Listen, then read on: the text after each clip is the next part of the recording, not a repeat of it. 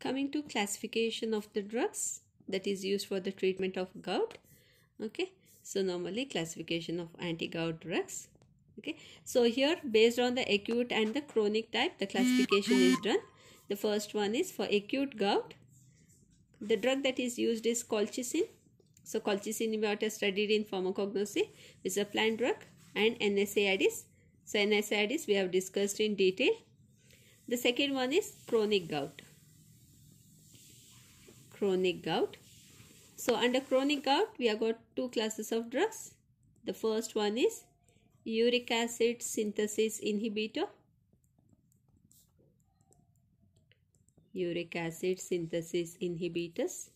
Example is allopurinol. Allopurinol. Febuxostat. And Reburicase. Reburicase. Second one is Uricosauric drugs. Uricosauric means which makes the drugs to get excreted in urine. Probancid. Sulfenpyrazone, which is a sulfonamide derivative. Then lisinopride. Okay, the next drug is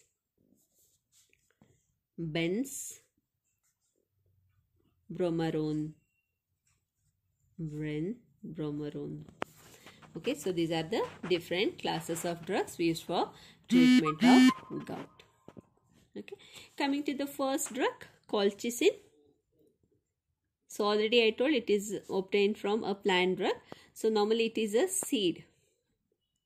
Okay, so this seed it is usually obtained from the source which is known as Colchicum autumnale.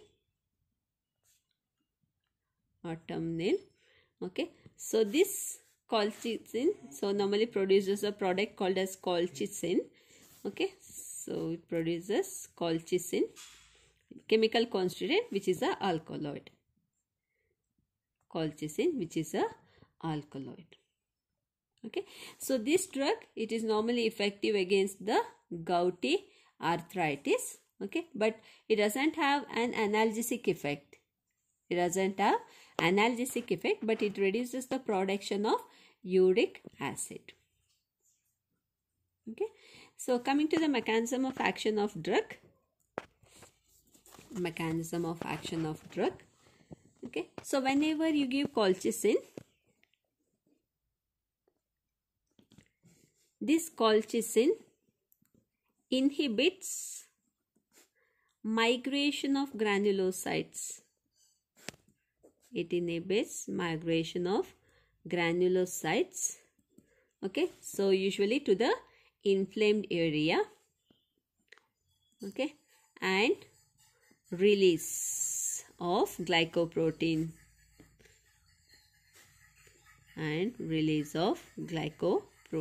That means when the migration of granulocytes do not occur, it inhibits the formation of glycoprotein. So already I told when I was discussing gout, there will be release of glycoprotein.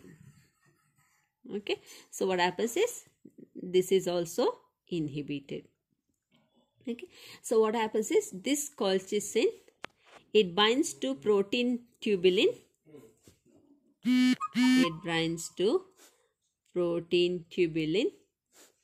And prevents its polymerization.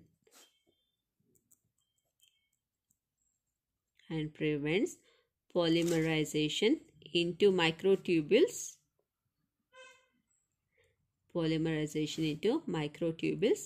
And inhibits migration of leukocytes.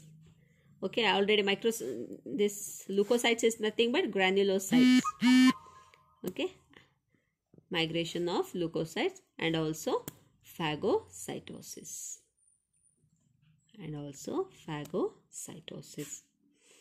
Okay, because already I told this glycoprotein is normally responsible for joint destruction.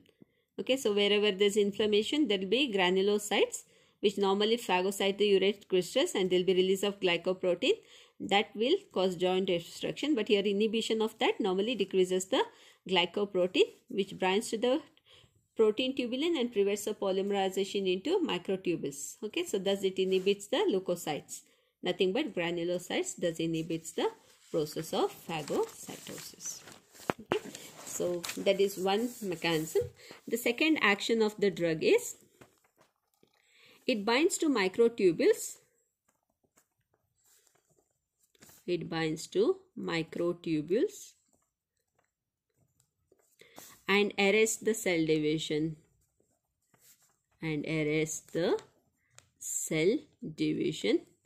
In metaphase.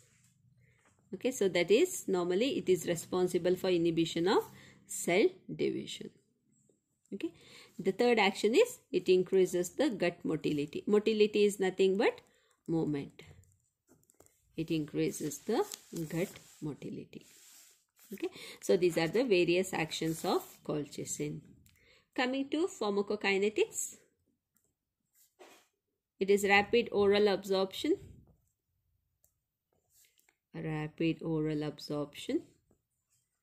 Metabolism in the liver, and it undergoes enterohepatic circulation.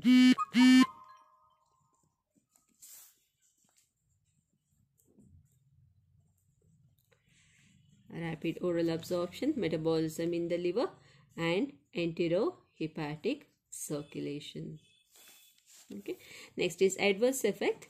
So normally this drug is well tolerated. Okay, so and here the adverse effect normally occurs mainly due to the dose. That means as the dose of the drug is increased, adverse effect also increases. Okay, the common adverse effect associated with the dose is nausea, vomiting, diarrhea, abdominal pain,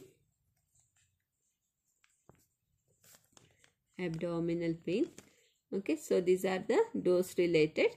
As the dose is increased,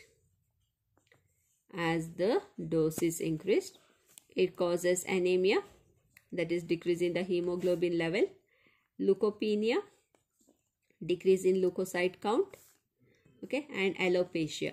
Alopecia means loss of hairs.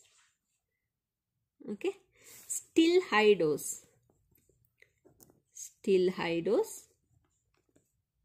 which causes hemorrhagic gastroenteritis,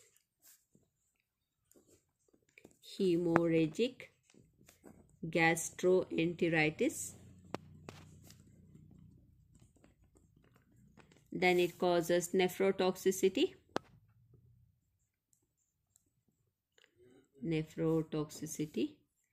and acute renal failure,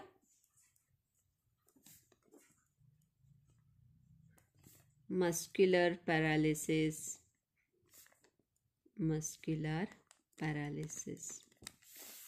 Okay, so this is still higher dose. Okay, coming to uses. So normally it is used to treatment of acute gout. Okay, and also it is used as a prophylaxis. Prophylaxis is normally increasing in the effect. Okay, so prophylaxis normally in case of recurrent episodes of gouty arthritis.